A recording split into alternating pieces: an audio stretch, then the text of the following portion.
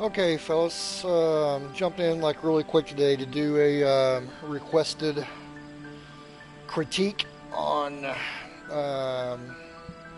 course. I think it's called Quagmire. Is going to be the name of the course. It's just Quay Beta 1.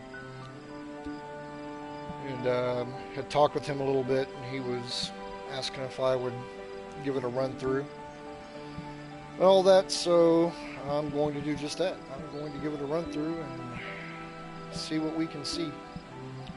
7,200 yards. As always, when I do these, a lot of what I'm going to say is not anything the designer did right or wrong. It's just my perspective as a designer and my eyes, so to speak.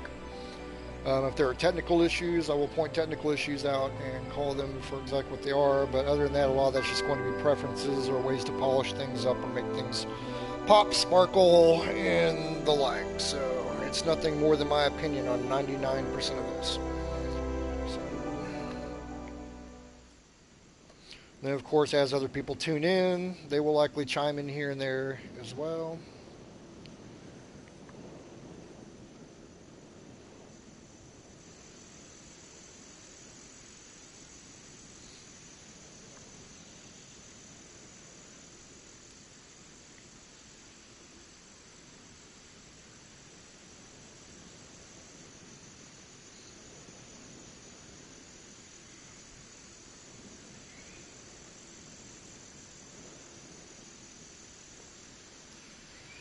Oh, he likes the cattails or the bulwarks or whatever they're called these days. Okay, let me get rid of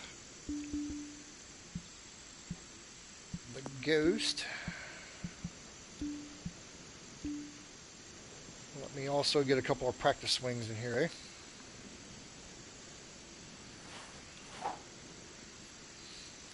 That's why we do that. There we go.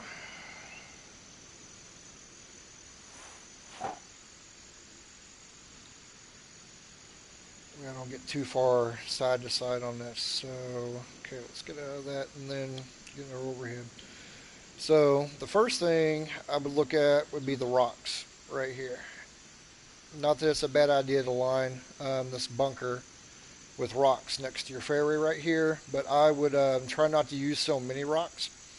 Make them larger and actually use the advanced edit to push them back into the edges right here. Make it look a little bit more natural. You may have to toy around with that, but it'd just be a better look.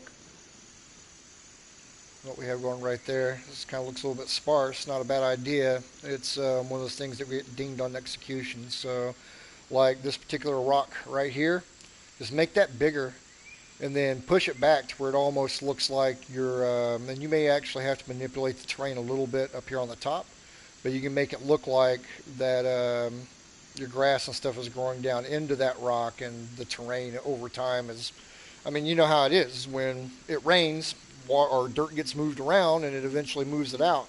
So you would actually have that terrain, you know, eventually moving in over and around the top of that rock. But I'd cancel out a lot of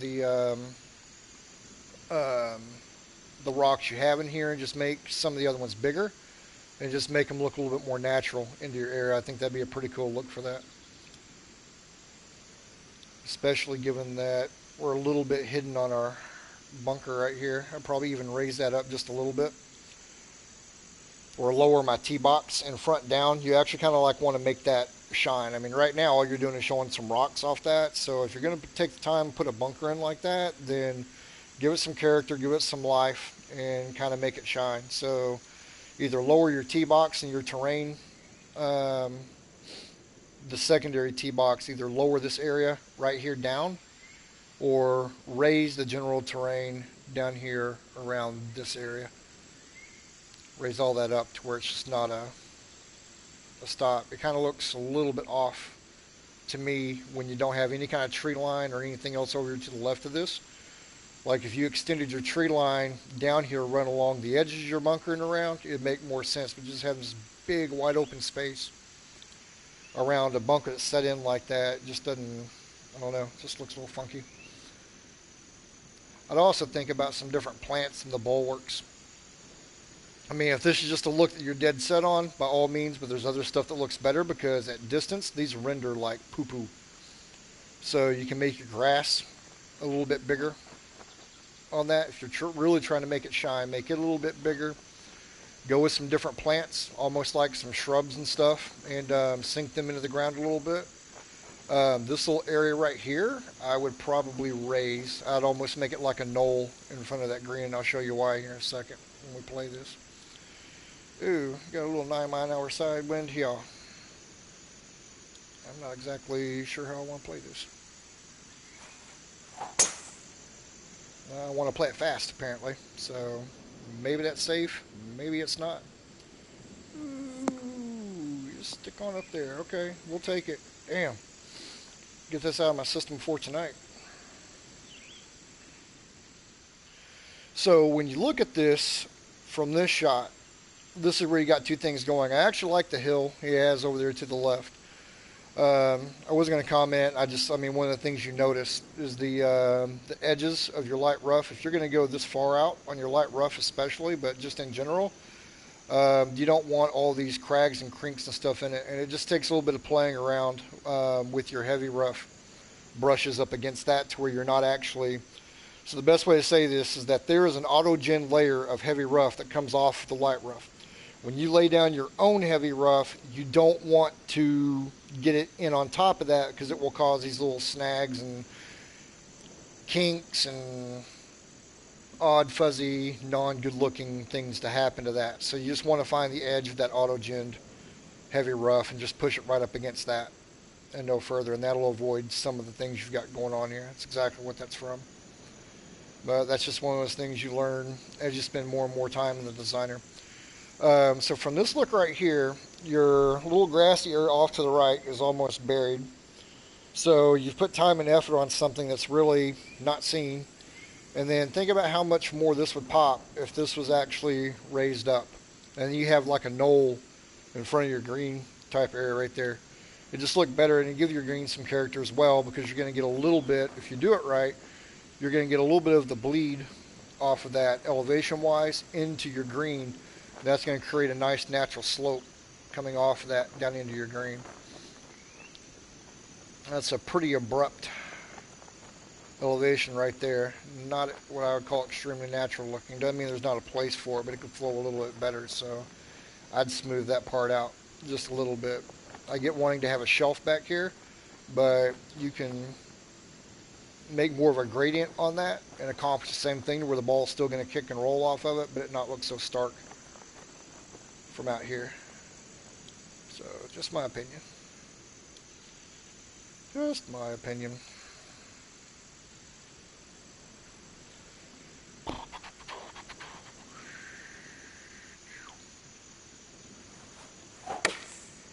That's going to carry so far back there because of the wind.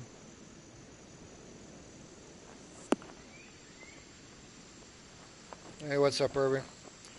Yep, have a pretty good day around here today. So, played golf the last couple of days, so really wasn't going to get out and do it today. But I think we're almost in short weather around here. We've been going through those spells where we'll be in the 70s and 80s for a couple of days, and we'll be down in the 40s and 50s for a couple of days. And I think we're finally into our 3 weeks of spring before it's full-on summer.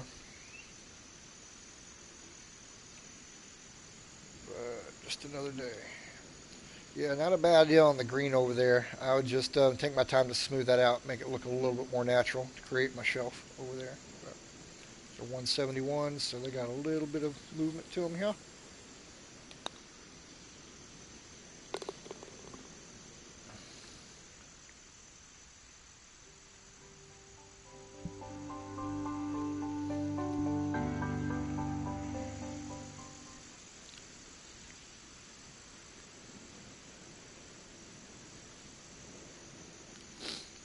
Oh, we got a lot of uniformity going on over there to the right, don't we?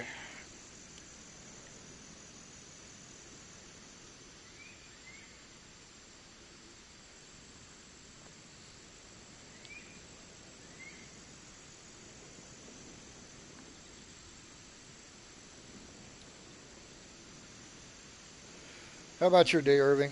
How's yours going, brother? So, the very first thing you're going to get off this, and this is pretty much any designer that's been around for a minute is going to tell you, that you've taken the same plant, same height, same everything, and gone plop, plop, plop, plop, plop, plop, plop, plop, plop, plop, plop, plop, plop, and it gives you the exact same texture all the way around it. So a good way to combat that is it's okay to use that same plant, but take it and use different heights, spin it around to get different angles on it, and it looks a little bit more natural. Same thing with your flowers. Don't just pick one and then set a uniform height and go bam, bam, bam, bam, bam, bam, bam, bam, bam, all the way down through there. It gives it a very artificial feel. I mean, even in doing that, you would have broken up some of this. This just looks way too uniform and stark for the eyeballs up in here.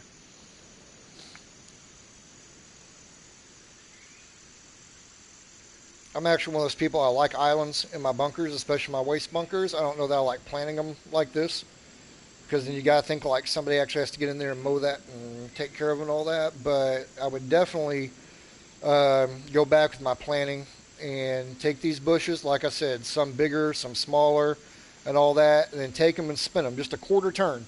Every one you plant, spin it a quarter turn, and as you go down, you get a completely different look than what you have right there. It won't look so damn uniform. That's the best way to describe it.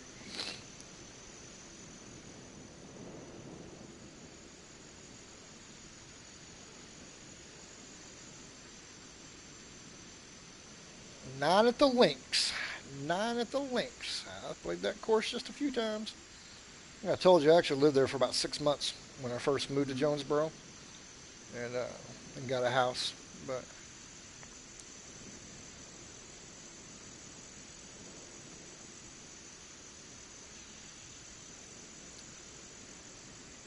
went from there to Washington Avenue and got a house there, renovated it, sold it, moved to Ridge Point for about a year and a half, 2 years.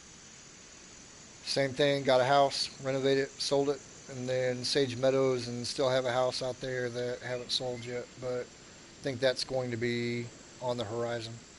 Yeah, same thing with these rocks here, bub. I like your stream. I like the concept for this right here, but just a lot of like small rocks, all about the same height, and everything else done like that. Make some of these bigger and move them back in, and basically, plant them into the side of the hill right here.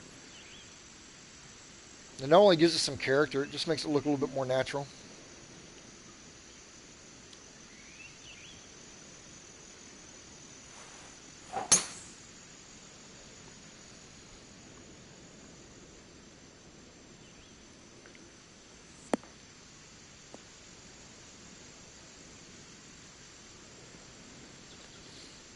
Guess I should have paid a little bit more attention to the actual shot itself. Because while this is definitely gettable, had I played out to the left-hand side, I get myself a shot at the green. Right now, I'm going to have to pull off a Mr. Wizard shot to go after that. But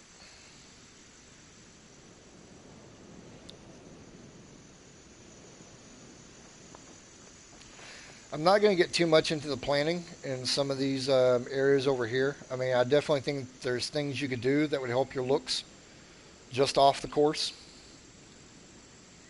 But it's just that's more of a personal choice kind of deal. Just even messing with some hills and, doing some terrain manicuring.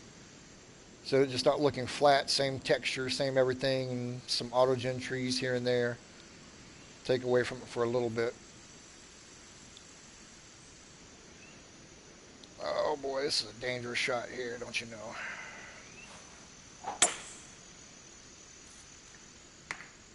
And only I can do that. It would not be a griff stream if I didn't hit a frickin' tree. So right off the damn middle of it. But that's okay. We'll take it. It's probably better than what was going to happen.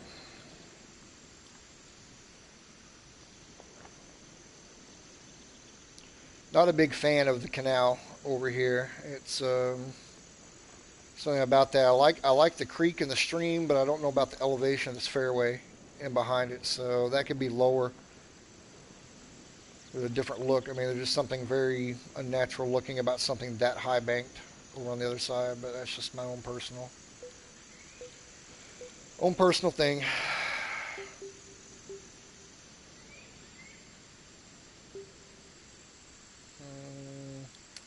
I think this is how we're going to take this on.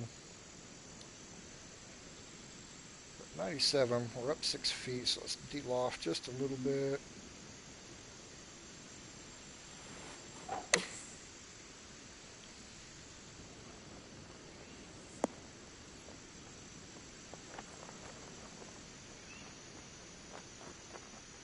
Yeah, that didn't do exactly what I thought it was going to. I thought I'd catch a little bit more of that bank back there and feed it back down. But either way, that's a bad shot by me.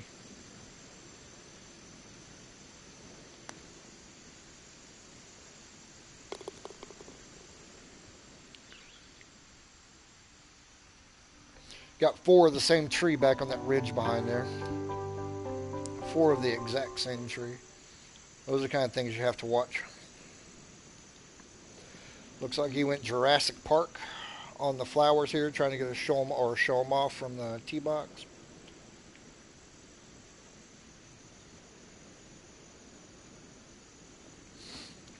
Not something I personally recommend because they look like poo-poo up close, but that's a me thing. We've got a crazy short par 4 right here. All in all, not a bad look off the tee box here. Definitely good bones here to work with. I like how I elevated the bunkers in behind the green.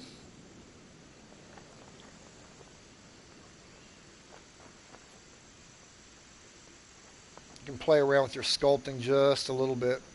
You're going to try to make this flatter up in the front, more on the level of the green surface, and then dig it back in to where the back of your bunkers are really dug in and elevated. Gives it a nice dynamic, sharp look.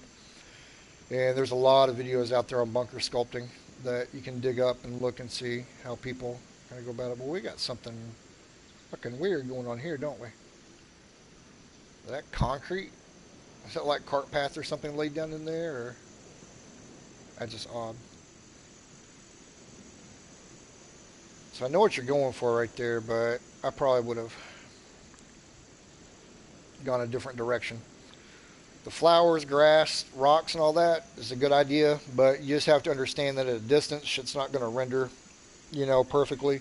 So don't force it. Don't make really huge plants and stuff like that. Just try to get your color. There will still be enough of it, and people ooh and ah over it, once they get up on it, versus standing back here going like, okay, there's color. I mean, it's not really definable, and then when you get up on it, all of a sudden it's like, So you personally, I mean, I like how you sunk it in. I mean, that in of itself is a good idea. So just come back in with some long grass, regular sized plants, mix and match them in through there. Don't try to make it look uniform. Plant you some bushes down in there. Maybe even take some trees and do advanced edit and take them down to like just the treetops and kind of mix them in. You got a really good looking hole right there. The way it is right now, you just got a little bit of hot garbage. And I don't mean hot garbage in a negative way. I shouldn't use that term, because that can be misunderstood, but hot mess might be the best way to say it. A little bit of hot mess. Man, I don't know how much we can take off on this, eh?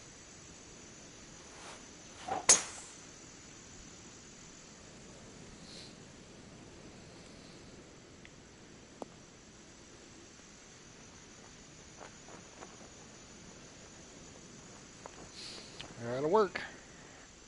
I might have been able to get that in there a little bit closer, but was not worth the risk there.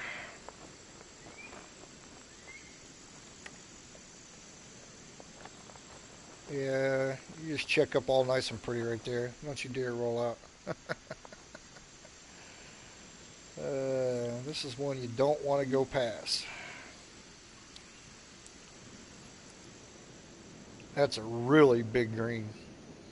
I mean, with it being that short and you're trying to make it a drivable par 4, I get it. But that's a really big green.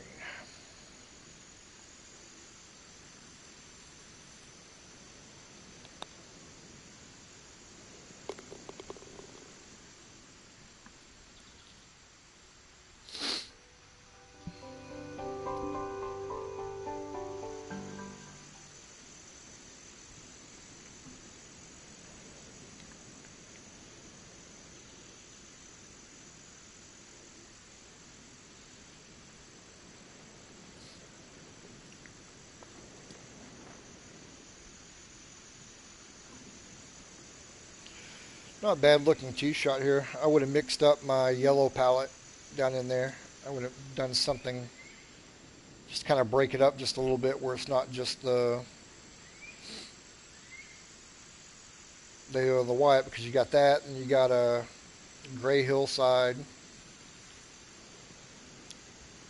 And part of this is stuff that's just going to come the more and more you design, the more you look at other people's courses, the more you kind of play around.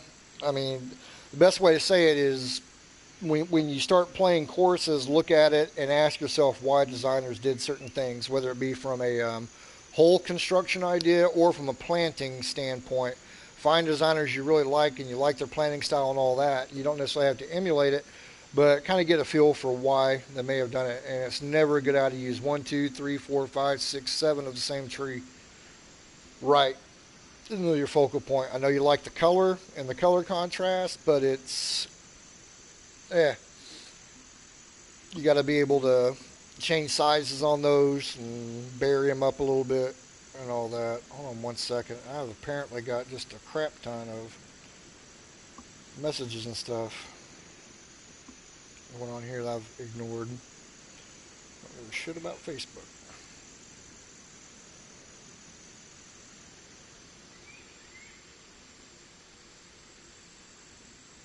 Sorry guys, let me answer this like really quick. I'll get right back to it.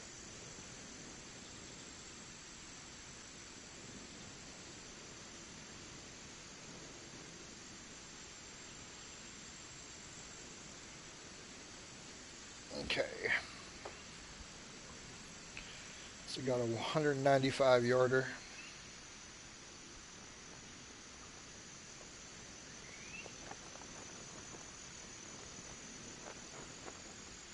Don't have enough of a backboard back here that's really going to protect our shot. We got some what I call bathtub bunkers going on, in which that you got two elevated sides on it. So always try to make one side of your bunker be a high side and one be a low side. That'll help avoid this crevicing, but that's pretty minor. Other than that, pretty good job with bunkers for somebody that's pretty new to the designer. Same thing back here. I mean, you got a high side and low side on it, but that just comes with time. And that's just figuring out exactly how to do some of the sculpting. How to get in there and do some evil stuff. Ah, boy. I need need a 4 in here, I think, eh? We're going to be way short on this, I do believe.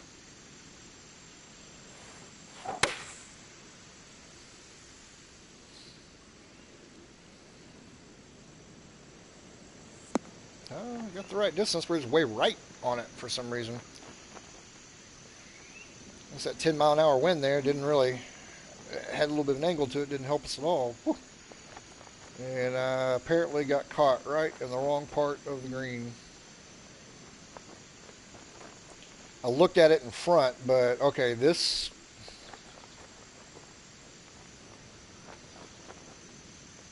Well, this is something.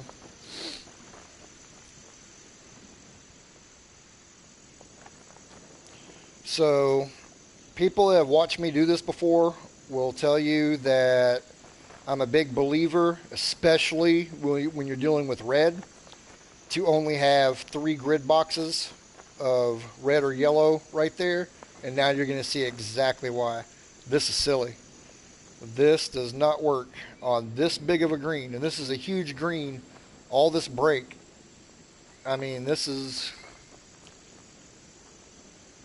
you just punished a really good shot right there by doing that. So not going to be a successful green design.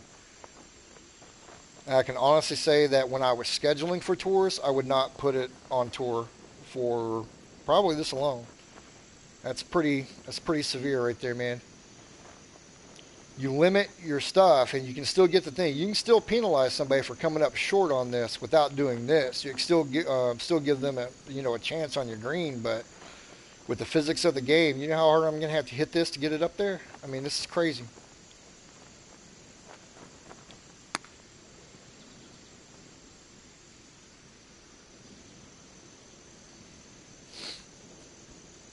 I mean, you're kind of forcing somebody into bogey for a pretty good shot. So you don't have to make your stuff easy and make it just a automatic par. But hell, don't force me into a bogey. Probably wasn't going to get birdie on that shot anyway, but I just got a bogey for what was really a pretty decent shot.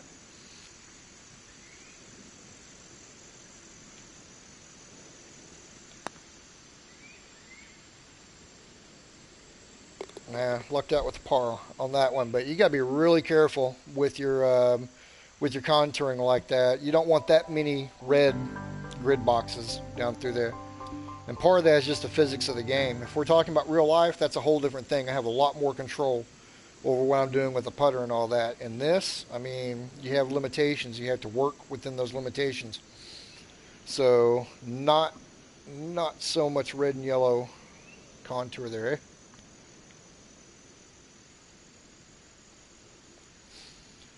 Same thing on the rocks. I would just go fewer rocks and then blend them into my terrain right there to actually make it look like a creek bank and not something that is completely man-made, where it looks like they hired a crew to come in and just stick a bunch of rocks down in there. And see, I feel bad in doing this because he's a newer designer. I know he's very happy and proud of what he has, and I'm giving the butt-headed aspect of, well, okay, yeah, but now do this, this, and this if you actually want to make it look better kind of deal. I like what you've done with your bridge here on this side of it. You've got it flat with the terrain. On this side, same thing. You need to flatten your terrain down, even up the ends of your bridges. So that's just an attention to detail thing. And making it sparkle.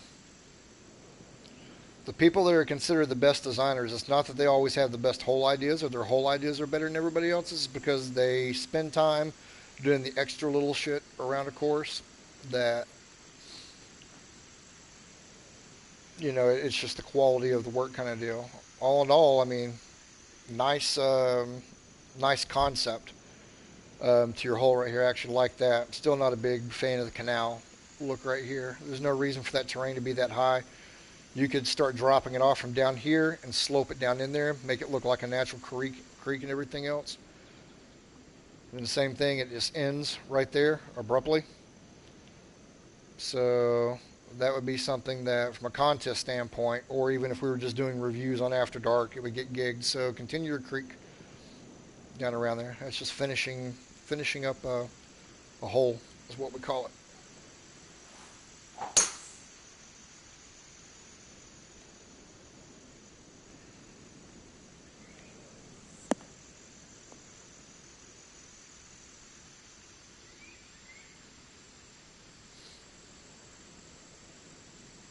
Really big side of the hill to play into. Well, it's a really wide fairway, isn't it?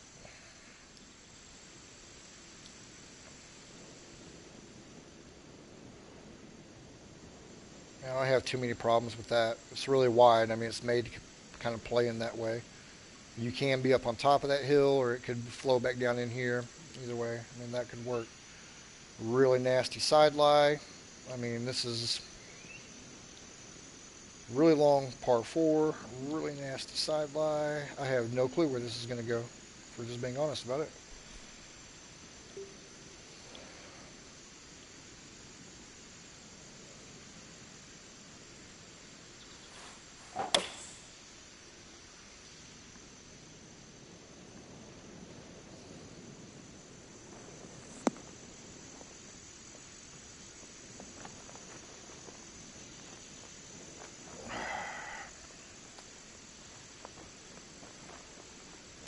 So, once again, I'm going to get punished for a good shot. You gave me a damn near impossible side hill lie from the middle of the fairway, and then, I mean, what am I supposed to do there? I got downhill there, I got this way, I got that way, and I wasn't even really long. I hit, you got 271 green speed, a downhill slope coming into your pin on that long of a par 4 with another downhill slope. So we call that manufactured difficulty. It's usually not received very well when you start playing around with this. And then I've got this. I mean, it's like, pick what you want the challenge of your hole to be It's already a 501 yard par 4. So length is already, um, you know, part of it. Now, I'm not getting my yelling and screaming, Reeb. He's a newer designer, and I'm just kind of doing this as a favorite kind of deal and going over it. But I mean, this is kind of you have to put some thought into what you're doing. So you already gave me a 501 yard par 4. So length, number one, is already one of your challenges to your hole. You gave me a fairway while it's wide. It's all on an incline. So I had just a devilish side hill lie. So there's, challenge number two. So I navigate all that and hit a good shot into it. I landed short of the pin and it starts rolling, and I'm all of a sudden thinking, like, you know what, I'm going to be in pretty good shape on this, but it's still rolling, and it's still rolling, and it's still rolling because we've got a downhill slope on the back of our green on a 501 yard par 4. So much so that it feeds me down into a yellow area and eventually down, down, down on what was, by all accounts, a good shot into your green. So you don't punish good shots.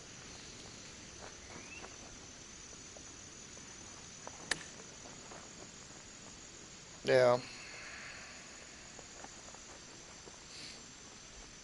These are things that take people out of the round in a hurry. It really does.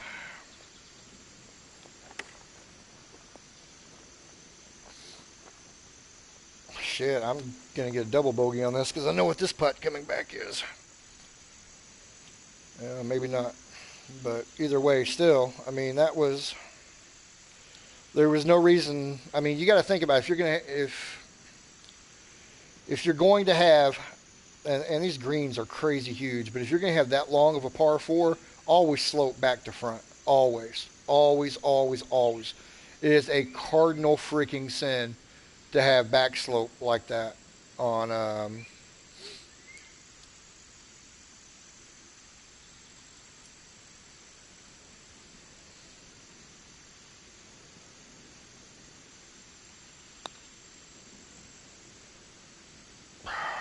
there you go. We'll take a double on this.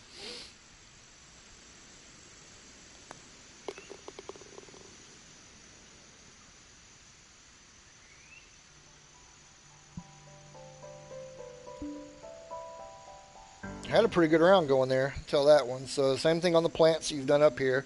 They're all uniform. You want to change them up. Take them, spin them around, all that. Change your heights. So that point I already covered. Other than that, kind of a neat idea. Man, there's a lot of grass over there in that area.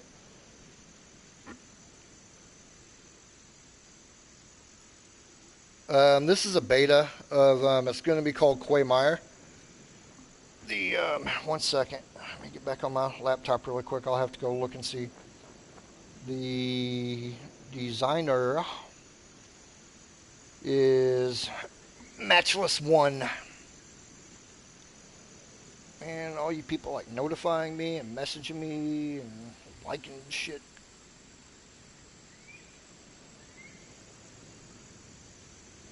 But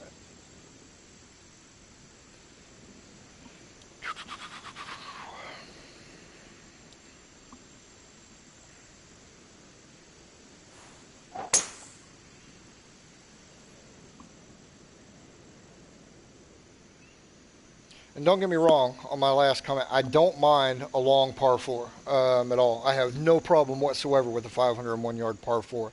But you've got to make it make sense.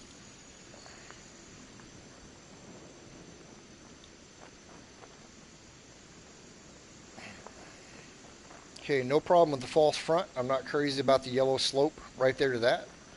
Because same thing, you're going to hit it and you're going to feed it. You're going to feed it right off the green. So there's not really a...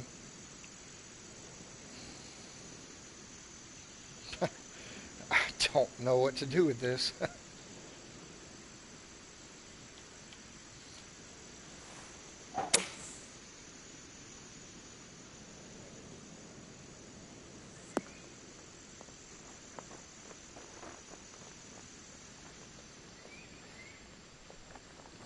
I don't mind a tough green with it being a 516 yard par 5. That's obviously reachable and everything else. So all in all, This isn't bad. It's another really big green. Not as big as some of the others. This one's actually a lot more acceptable to me than some of the other ones, but a couple of the other ones are just way too big. But the contouring on this just is a no. I mean, it's just too much red, and you've got your yellow and stuff right up against your pin placement, falling into this, and it's just these are things that will keep it from being on tour.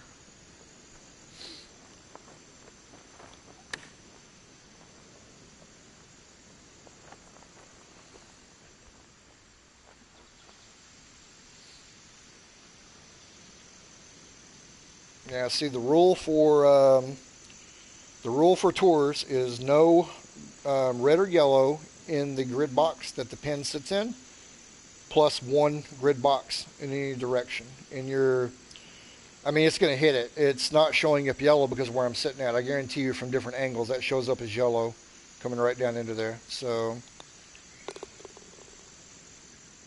you can have movement in your greens. They don't have to be red and yellow to get movement, believe me. The more red and yellow you typically have on your green, the more it gets. So bunker's a little bit hidden here off the tee.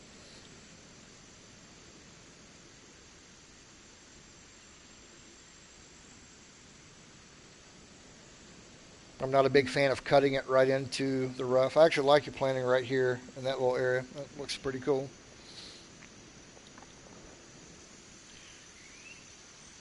So you've got a blind tee shot aimed right into a bunker cut into the fairway. That's a no-no. That is a big-time no-no. Even if you were to leave that as a blind bunker, I wouldn't do it just because it's cut right into your fairway. That's just, but that in of itself, you don't aim people right into it. You've got people that play these on no aids that would have no clue that's there, and you just aim them right into it, kind of thing. So you always, always, always put your waypoints. Always put your waypoints out away from your hazard. Give somebody a safe place to play.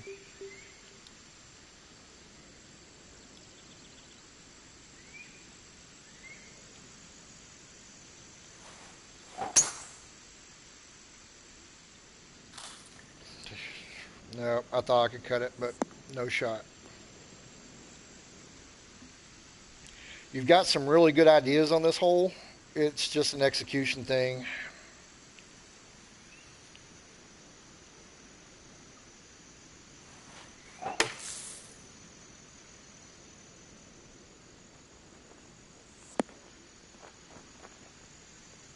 It's learning how to go back around and make what you want to do work.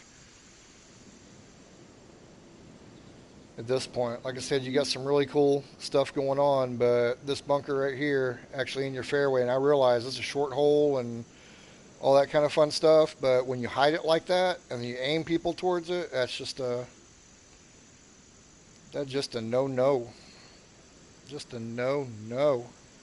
Other than that, pretty cool looking hole design. I actually like certain parts of it. I like, pushing an iron out here to play safe, but giving somebody a chance to shape their shot into that green. Another really big green, but you got some successful bones. Just got to figure out how to make it work and make it work natural. How in the hell is that putt going uphill?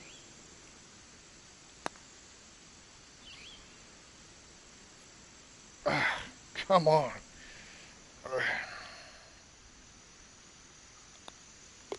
I would have thought that was in, but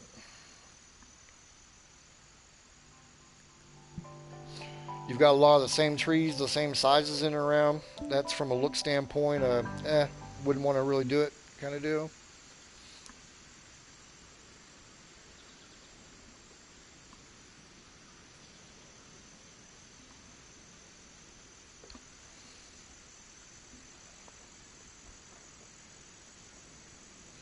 Got a bad edge over there on that side, so need to cover this little area with some kind of texture, whether it be light rough, heavy rough, or whatever you want to use right there. You don't want the edges of your texture showing like that. So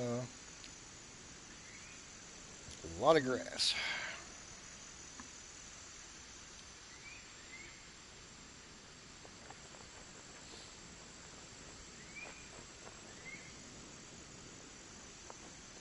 I actually don't mind this bunker kind of being hidden off of there. I see that in real life. I mean, the rule usually is you want to show at least a little bit of a bunker so that people know that it's there, but it's not like we don't play courses in real life that don't have a bunker hidden here or there, so I'm not going to beat up on that too much.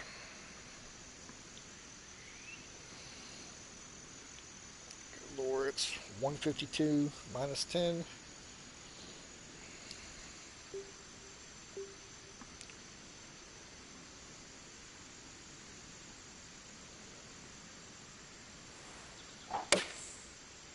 Fast downswing.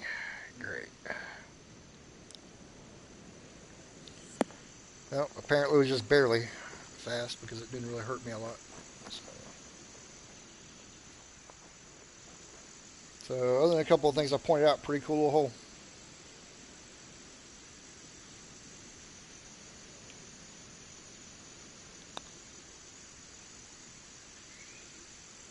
You son of a bitch. See, the other one looked like there was more break than there actually was and didn't hardly break at all. That one shows damn near no break and apparently breaks a lot.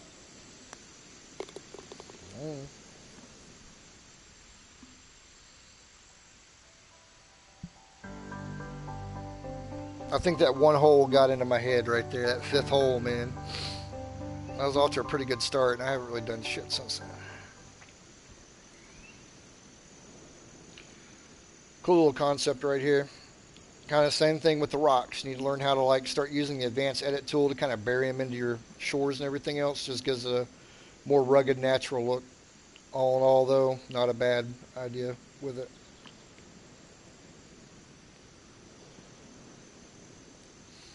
And part of that is manipulating the terrain in around them as well. You've done a better job on it here than you did some other holes. Oh, look, we got a big bowl with a lot of red, a lot of yellow. I think we've covered my views on that already. So, a horrible bunker right here, but I could play around with the sculpting a little bit more. Just give it a dynamic slope, meaning that you give it more of a flat pan from this edge going in, and you give it a sharp edge over here on this side up into your contours and your ins and outs and stuff like that. So once again, I would highly recommend looking at some other designers and just looking at how they do things. And like I said, you don't have to mimic them or copy them, but you can get some ideas of the hows and whys as to what they're doing.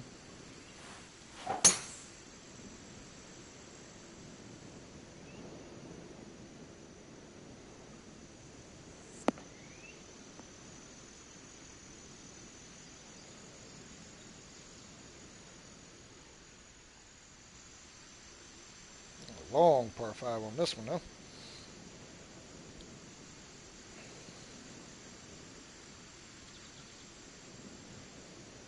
It's kind of a cool hole. It's a little bit of polish and working it out. I mean, as far as the concept behind it, I kind of like it. But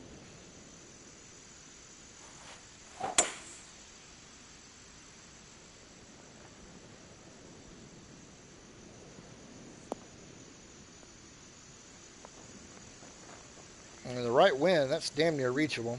You just want to be the right side of it. You're not going to come up short on that one side and do crap with it. Ew. Okay, so we've got the down slope behind it. I think we're going to use that this time, kids. I think we're going to use it.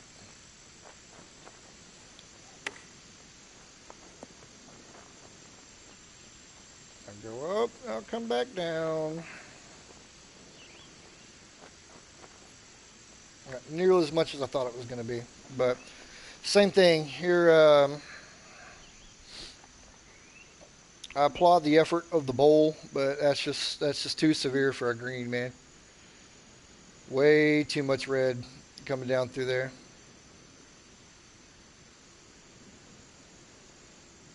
So when you look at it from like different angles and such, it pull back out on it. I mean, that's just a gnarly looking green. You'll see some severe slopes and stuff on greens, but that's like it's a big freaking hill built into it, so it's a little bit too much. You did not need to go that excessive on it. And this is damn near yellow here as well. How it's not right now surprised me because that's moving.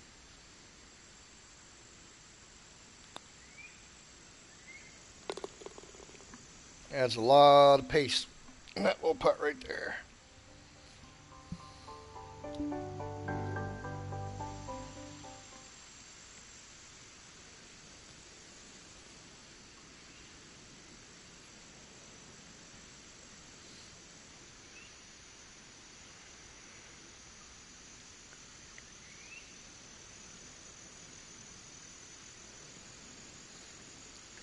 So we changed up our bunker style halfway through the course. We got one course where we've had like the roundish and pretty symmetrical shapes, and now then we're going fingered bunkers. So we call that continuity. If you want to do this style of bunker, you start doing it from the beginning.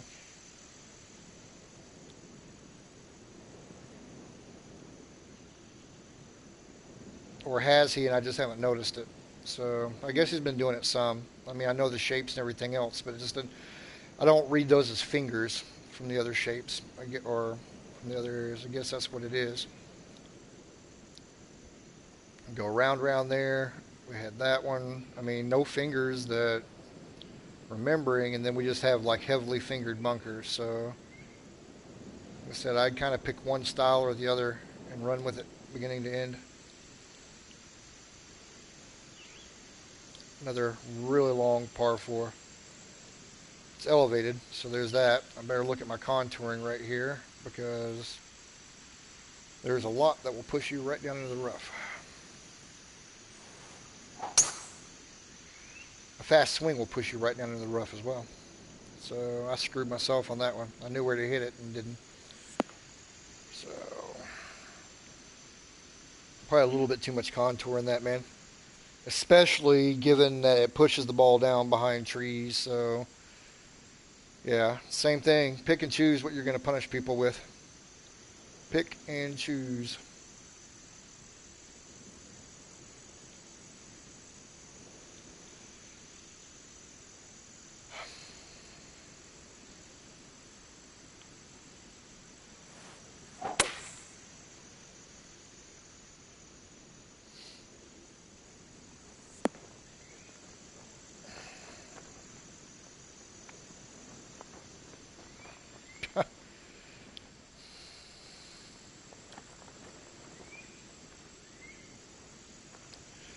So I think you've probably got a good idea what I'm going to say already about the red and yellow sloping coming into the green. False fronts are good, but they have to be reasonable, and that's, I mean, it's kind of like we're going for a gust on steroid kind of fall or false fronts. That does not work so much.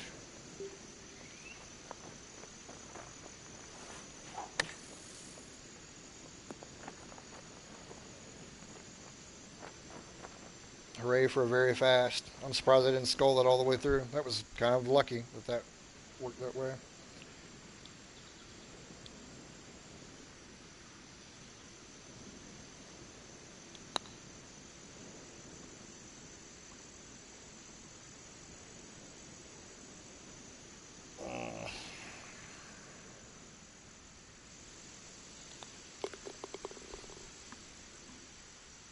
Yeah, there's some things kind of getting away. I would go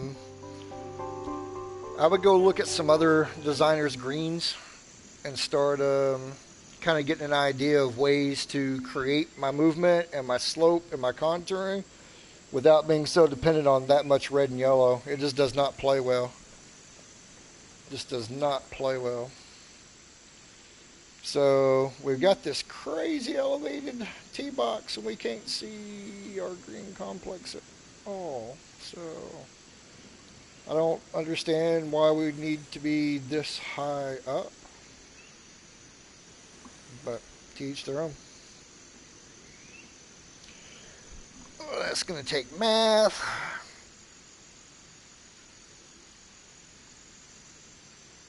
That's effectively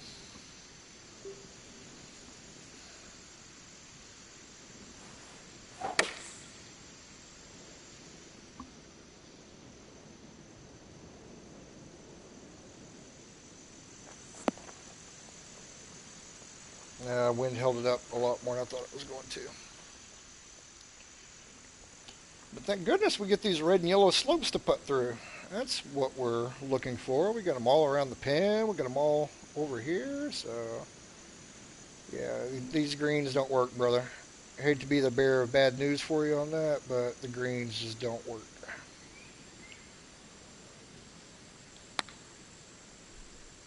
I killed that putt.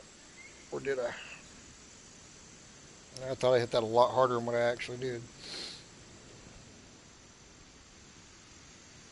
Yeah, see? You got yellow running right down here next to the pin. Damn near right into it. I'm surprised it's not yellow with that bead going right to left right there, because that's kind of a yellow speed. These are 171 greens, so it does not take a lot to get red and yellow out of them. So, yeah, you need to tone down some of your contouring in your greens big time, my man. Big time.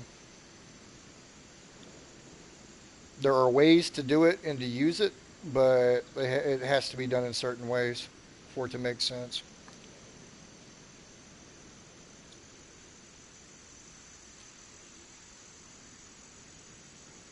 So, interesting hole.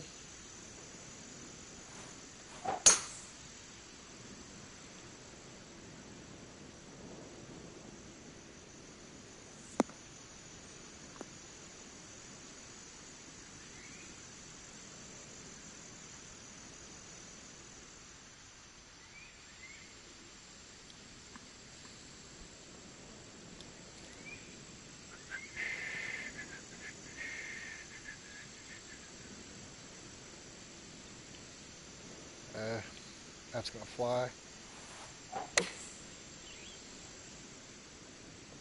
It's not going to reach up there. I was caught between wind and elevation on that, so we'll take our par and move on to the next one. Another seriously big green.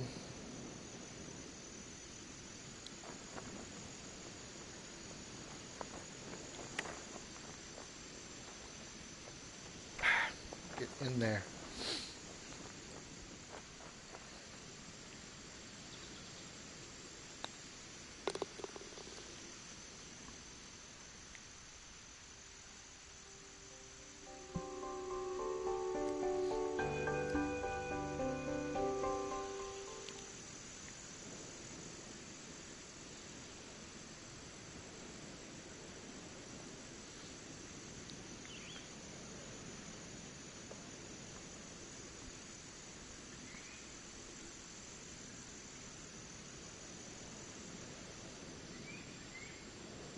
I actually got some really cool shit going on this one. Oh my god. Oh, you're killing me with these greens, Bubba. You're killing me with your greens. Oh, Lord. So I like what he started doing with the rocks right here. Just carry it all the way to the top and like bury them in to the top edge right here, and that ends up looking really cool. And go ahead and like do it over here till it starts like shrinking down. Get it down to like a low point. I like that look on that bunker. That's really freaking cool. A lot of really cool things to look at on this. But your green on a par 5, on a longer par 5, is fucking killing me.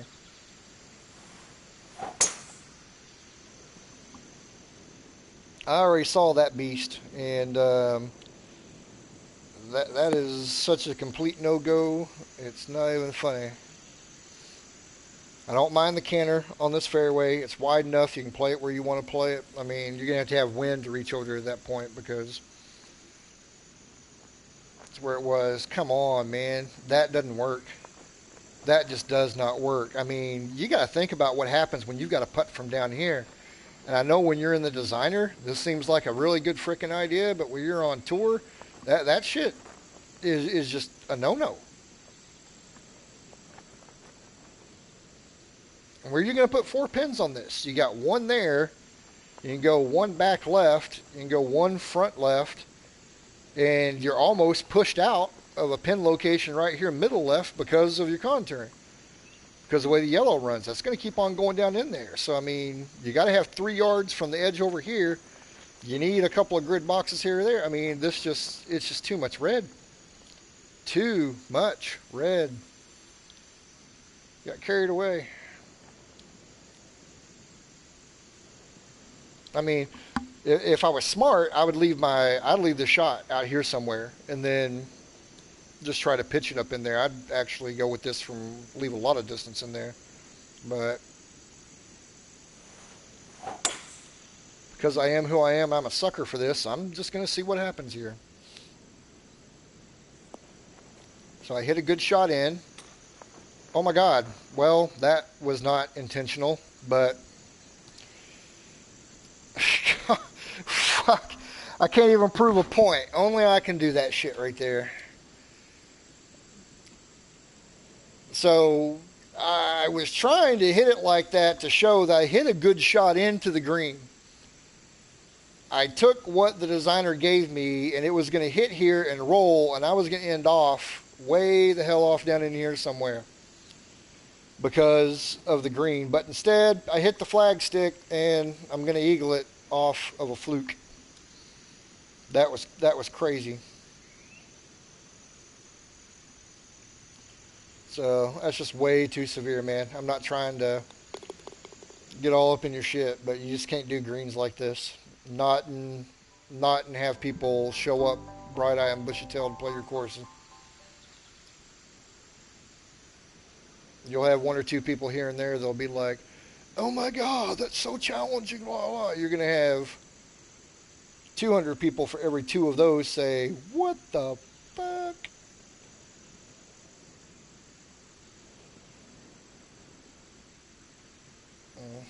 Okay, I'm not sure what we're intending right there. So these gnarly edges that you're getting on your bunkers right here is because you're just straight trying to plant them right in the middle of the fairway, meaning you're putting your fairway texture down and then you're coming back and plop, plop, plop, plop, plop, bunker, bunker, bunker, and that's not how you do bunkers, my man. You had this planned out, and different designers do it different ways. Some designers will lay down all of their fairway, and then they'll come back and place their bunkers to match the contour of their fairways. Or like myself, I put my bunkers down, and then I make my fairway match the contouring of my bunkers. But I do a lot of measuring and planning before, I start laying down a hole kind of deal. I mean, you've got a good idea it's going here as far as placement and what you got going. I don't have a problem with that, but the polish is just a tad bit off. I'm not exactly sure what the bridges are or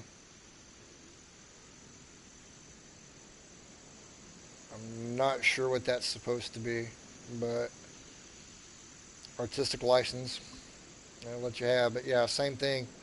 I mean, these edges just look rough. I mean, you're just not going to get a lot of good compliments out of that.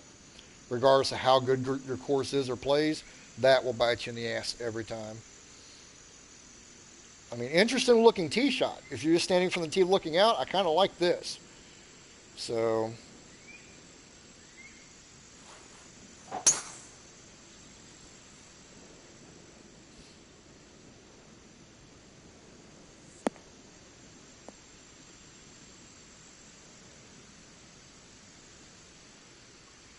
and it's not a bad tee shot as far as the camber and everything else and how it kicks your ball. I mean, that in itself, I don't have a problem with that. Neat stuff, but this is just one of those things that just has that new designer feel to it. Oh, 1 second.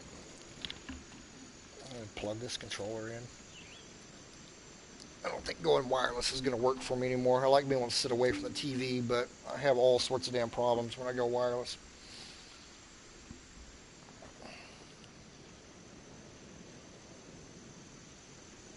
This contouring is more doable than other red slopes you've had, but even that, it's just a little bit too severe. You don't need that much red. 3 grid boxes of red is usually plenty. And then mellow it out, and it's really tied up against your pen once again with lines that are just barely not yellow right up against your grid box. So it's just stuff to think about. Just stuff to think about. That's all I'm saying.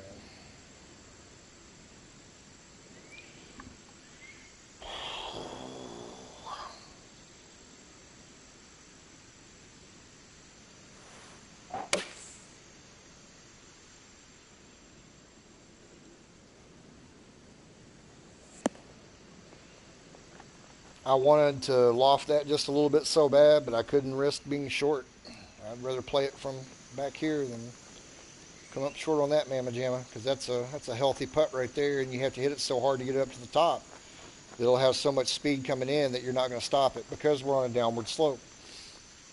So usually not a good idea to put a lot of downward slopes in the back of your greens. I mean, I'm not going to complain about it as much on this because it's only a 140-yard shot coming in, so you can control it. But still, you got to think about from putting. You have that much ridge in front of it, so you have to knock the shit out of it to get it up that. And then by the time it reaches the hole, it's still got so much speed it just runs right back off the green. I don't know, man. I'm just saying.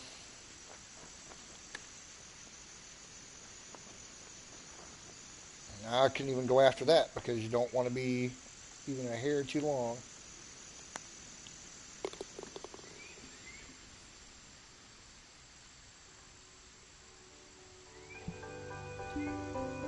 So, I mean, I don't want this to sound, I mean, the whole thing that I'm doing to sound cruel or anything else. That's not what I'm about.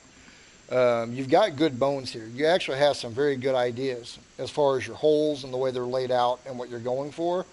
It's just polish and understanding how a golf course works and how the shots are going to work. You just don't do stuff just because, oh, that'll look really fucking cool or that'll seem cool and this and that. It has to make sense. So you have to think about how your approach shots are going to work on these greens. Another really big green. Woo. You guys and your big greens, man.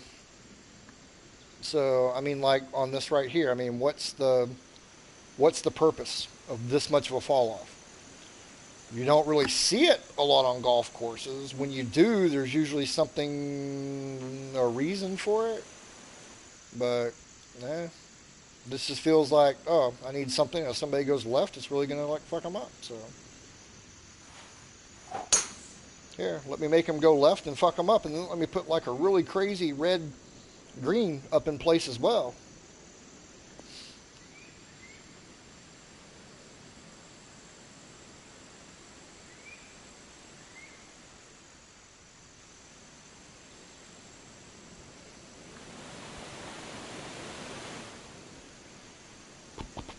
Oh, 11 miles an hour.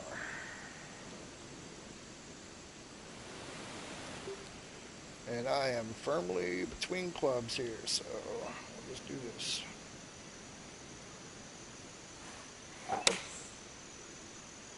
Oh, oh, I hit like that, like poo poo. How in the hell was I that far outside the cone on that? Oh my god.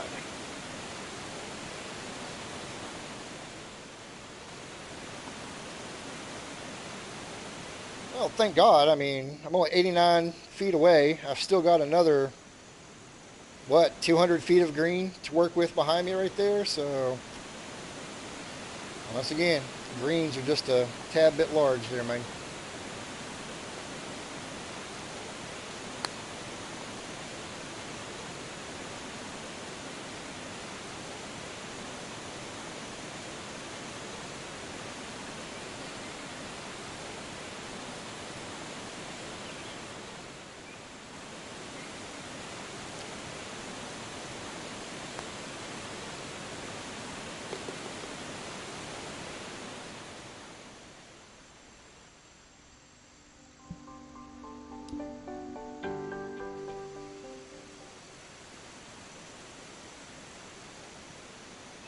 Big honkin' flowers.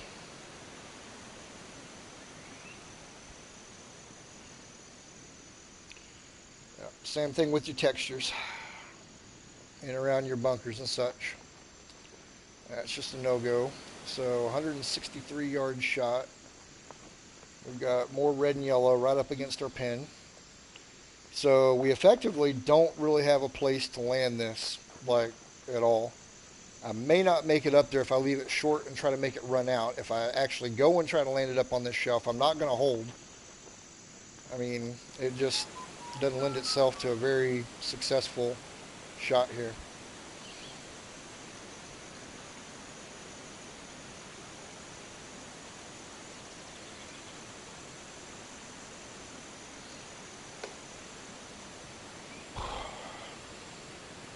Oh well, let's just hit it and see what happens.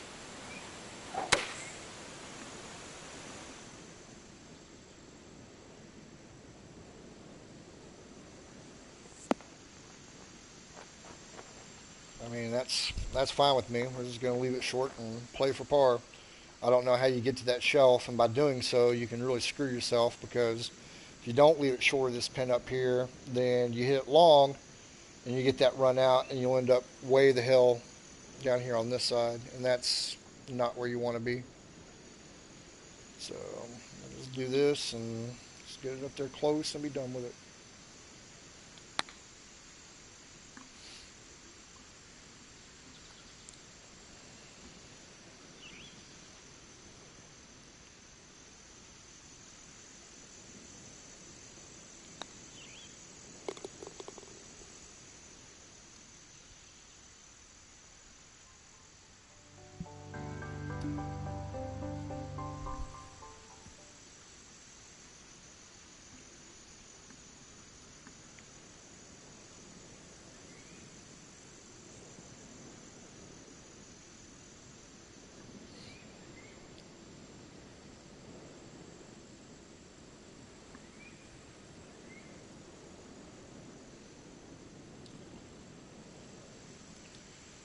So a shorter par 4 running uphill.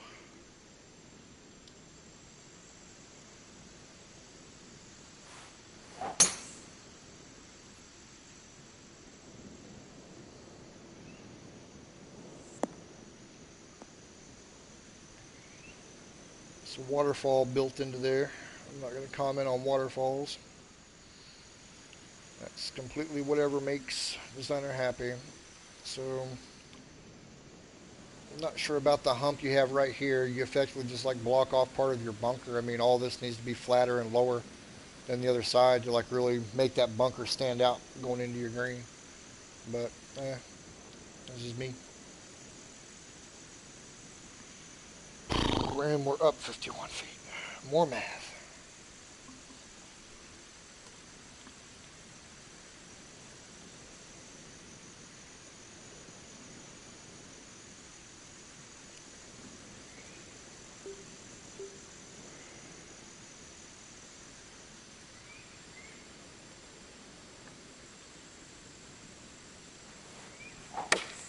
Yep, I hit that fast. I felt that one. I think I was about where I needed to be. Maybe a little bit long on that, but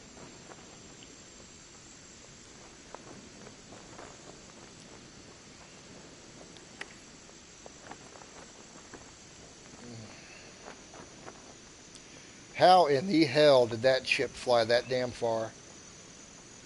That was a half swing on a damn chip. Fuck. Okay.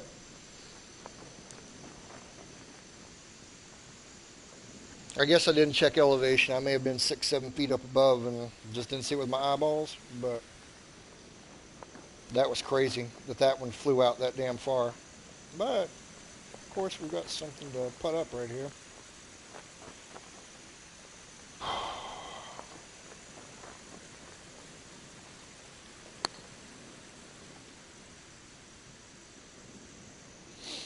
I actually did that more because I want to come over here and see where I was chipping from than anything. That's crazy to me that that ball flew out that damn far. That was a 12-yard chip that I touched, and it just flew. It was a half swing on it. Definitely not more than 3/4, and it flew the damn flag.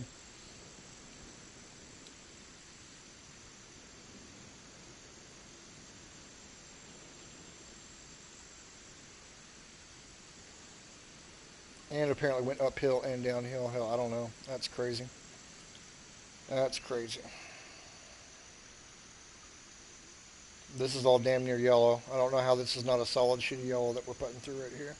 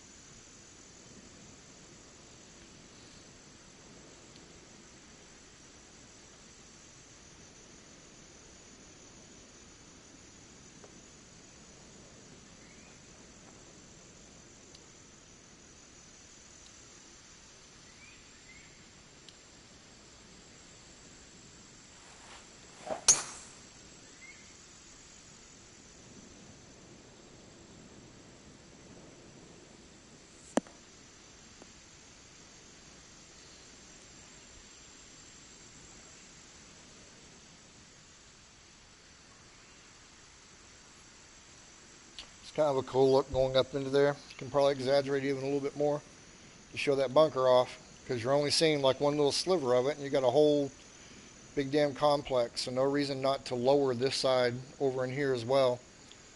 Let that run downhill and really play up into it.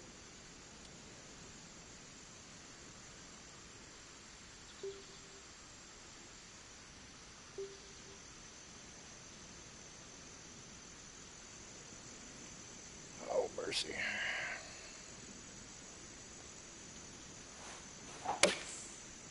Another fast damn downswing. Same thing, I think I was pretty much on it without that, and I really didn't think I swung that one fast. So that makes me think we're going to have an interesting side hiller. Oh, we're going to get to putt. It'll be a chip.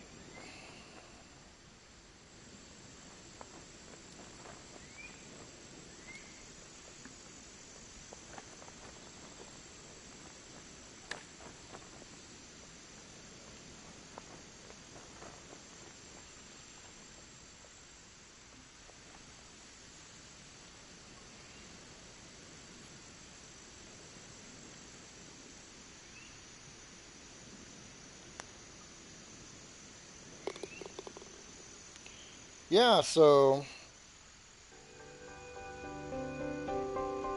I mean, it's once again, I try to do these without trying to sound like an asshole or really get into people or anything else like that. I think the bones of this course are actually pretty good as far as whole concept and everything else. I think he's on the right track with it, but some of the execution is falling short. Definitely need to go back with the greens and retool them, and need to rethink a lot of aspects. A lot of aspects about the greens. Number one, a lot of them are just too damn big. This isn't a hard and fast rule, but usually you want your greens to be, as a guideline, 30 yards deep, 20 yards wide, and then you can adjust off of that.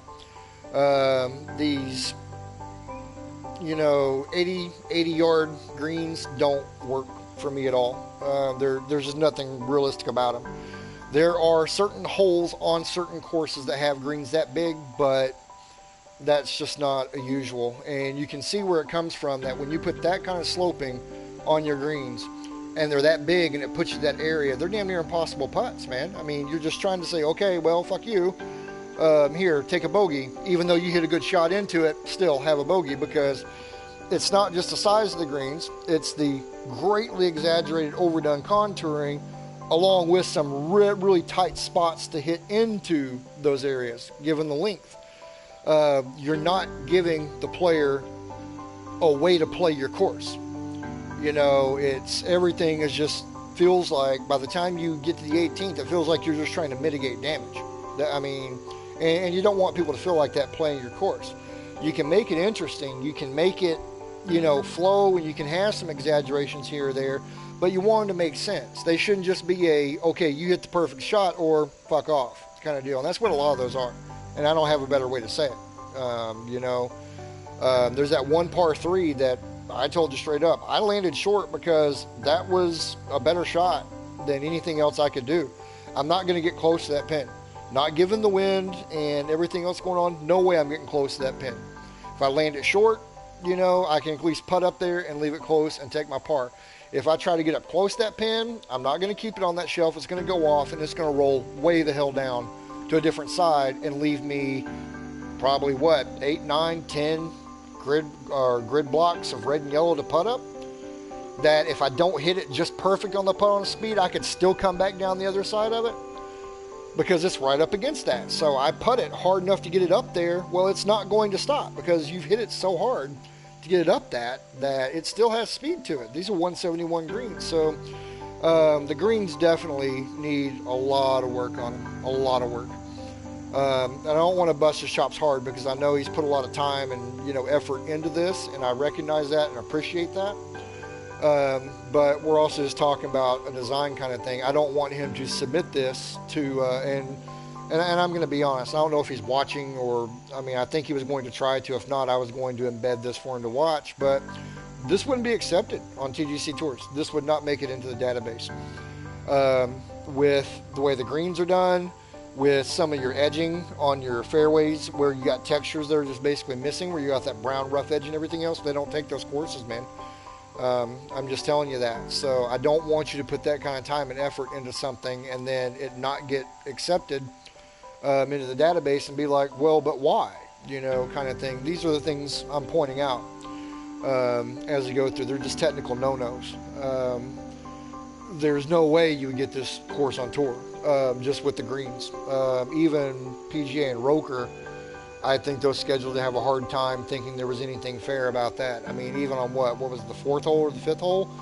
Man, I hit as good of a shot as I could have hit into that. Given my lie and everything else and the side wind, I hit a good shot into that, and I was thoroughly punished for it. That's not things that schedulers look at and be like, oh, okay, well, let's put that up there. You step back and look at your course. I'd recommend going through and playing courses. Play courses by Scarpacci, play some by Reeb, Stay Puffed, Crazy Canuck, Victory Lane Sports. I hate throwing names out there. Scampy, because I'm gonna forget somebody and they're getting their feelings hurt, and I don't want to do that. But the point is, go through and look at the courses, and you can go through the release courses thread. And you can see who's got stuff that's marked off good, like Terry Grayson and all that, and then versus some other guys that are newer designers. But in any case, go through and play their courses, and don't play them just to be playing them. Look at them and say, well, why is this slope here? Why is this bunker here? Why'd they do it this way? Why'd they sculpt it this way? Is it a looks thing? Does it make a play, or is it for playability? What's kind of going on here? Look at the greens. Really look at the greens. Out of those people I named, you're going to see some pretty wild greens that use a lot of sloping and undulation, but you're going to notice where they do it and why they do it. It's to move a ball this direction. Most times, when you put that kind of exaggerated sloping in, it's to move the ball closer to the hole if the person uses to choose that area. You usually don't use that kind of sloping to keep the ball away from the pin. A false front is good. Don't have a problem with that, but you can't do really severe false fronts and then have sloping towards your false front right behind the pin. I mean, right behind the pin. It makes it inaccessible, So, anyway, it's not what I'm going to call a total fail on a course, because like I said, you've got some really good bones going on with this. There's a lot of really good creative ideas that are on this course. It just needs to be taken back to the drawing board in some areas and kind of redone, touched up, and polished. And I don't know if it's something you'd want to do with this course, because there's a lot of work in that, because you would legitimately have to take out a lot of what you've done to really make this, to bring that up to that point. Or if you want to say, okay, I've played around with this, I've got a better knowledge of the tools and everything else, let me start something fresh. Based on my own experience, I would move on. I really would. I would move on. And think like, okay, I've learned some things on this. Now let me get a fresh palette and see what I can do here. If this is kind of like your baby and it's something you want to bring to fruition, then that's great. But just understand that you really need to work your greens, change the size, change the sloping, think about your pins, why they're there, how they're affected by the shot. We don't pinch things on 501 yard par fours. I mean, you just don't. You have to plan how this is going to play. You don't just start putting stuff down and be like, oh, okay, I think this looks so great, Bam, here's my golf course. It doesn't lend itself well to a playable course. And honestly, playability is always number one. Beyond waterfalls, beyond rocks, besides plants, besides any of this other crap. None of that matters one little bit if your course does not play well.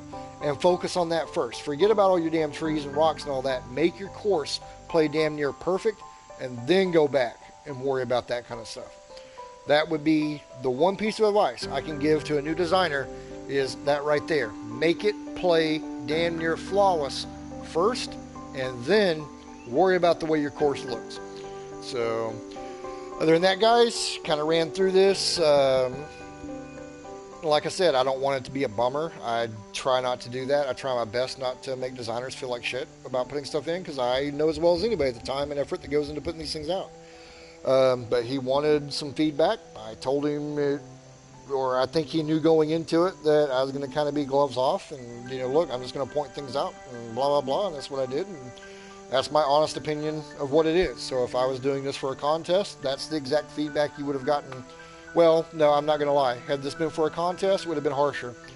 I would have been a lot more of an asshole about what I had to say about certain things. But contests are different than just publishing a course and all that. But glad to see fresh blood in the designer. I definitely hope he gets back in and sticks with it. And look forward to seeing what he can come up with in the future, because there's a lot of really good ideas on this course. So they just need to be cultivated a little bit. It's the best way I can come up with. They just need to be honed in and executed a little bit better. Outside of that, I'm going to log off. We will see you guys tonight at 9 p.m. Eastern Time, 8 o'clock Central, 6 o'clock Pacific if you live in the mountains. Well, don't care. For TGCT After Dark, I have no clue what we're playing tonight, but it'll be something. Sure, we'll have fun. I'll be opening a bottle of wine, and we'll see you then, kids. Take it easy.